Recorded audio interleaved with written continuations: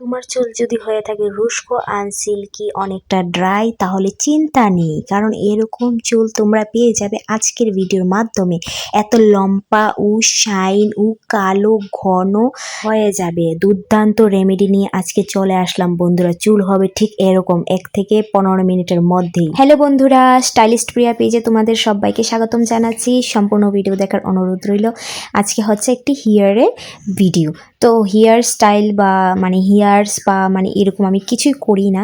আমার চুল নিয়ে এতটা বেশি আগ্রহ থাকে না, কিন্তু আমি চুলটাকে যত্নে রাখতে চাই। আমি পার্লারে গিয়ে চুলের কোনো কিছু টাকা খরচ করি না। আমি ঘরোয়া কিছু জিনিসই আমার চুলে লাগাই, যেটা আমার চুলকে সিল্কি ঘন ও একদম কালো চকচক। কারা কারা কালো চুল পছন্দ করো অবশ্যই কমেন্টে জানি, আমার কাছে খুব ভালো লাগে।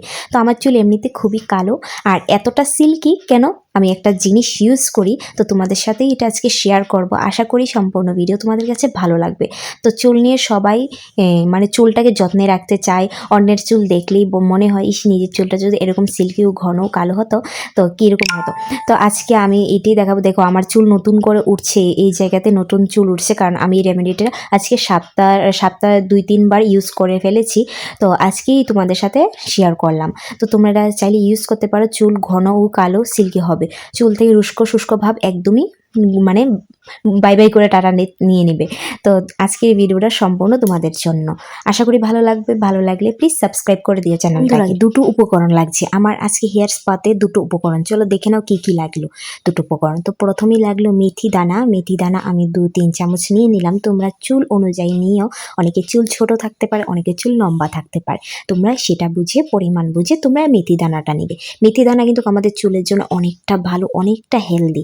মেথি দানা জলও ব্যবহার করলে আমাদের চুল সিল্কি ও ঘন কালো ও শাইন দেখাবে। তো এখানে মেথি দানার সাথে আমি নিয়ে নিলাম চাল। তোমাদের ঘরে যে কোনো চাল থাকলে তোমরা চাল নিতে পারো, মেথি দানার সমানই চাল নিতে পারো। আমি এখানে 4-3 চামচ চাল নিয়ে নিলাম, কারণ আমার চুল একটু লম্বা একটু ঘন, তাই আমি একটু বেশি পরিমাণ নিলাম। তোমরা পরিমাণ বুঝে নিও, কোনো অসুবিধা নেই। তোমরা এটা মেথি দানা আর চাল নিয়ে নেবে। এটাকে ভালো করে ধুয়ে একটু রেস্টে রেখে দেবে, রেখে পেস্ট করে নেবে।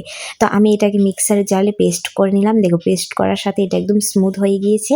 তো এটাকে আমি এখন আমার চুলে লাগাবো। লাগিয়ে তো আমি এখন এটাকে চুলে ভালো করে মেখে 40-45 মিনিট রেখে দেবো রেস্টে, কারণ এটা একটু ঘন তো, তাই একটু শুকাতে সময় লাগবে। তাই আমি 40-45 মিনিট ভালো করে রেখে তারপরে ভালো করে মাসাজ করে তারপরে মাথাটা ধোবো, ধুয়ে শ্যাম্পু ইউজ করব।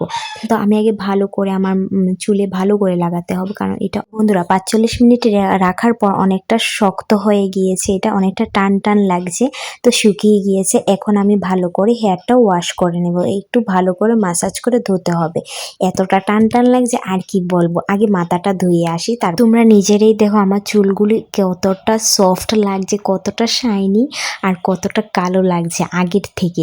তো এখন তো চুলগুলো ভিজে রয়েছে, শুকালে আমি আরেকবার দেখিয়ে দেব। এতটা সফট লাগছে চুলগুলি আর কি বলবো, এতটা ঝরঝরে হয়েছে। শুকালে আর স্মেলটা তো দারুণ, শুকালে বোঝা যাবে চুলগুলি কতটা শাইন দিচ্ছে। তো চলো প্রিয় বন্ধুরা, তোমরা নিজেরাই দেখো চুলগুলো এতটা শাইন দিচ্ছে, এতটা সিল্কি হয়ে গেছে, এতটা ফ্রেশ লাগছে আমার হেয়ারটা, আর কি বলবো, এতটা সফট হয়ে আছে চুলটা। খুবই আমার নিজের কাছে ভালো লাগছে।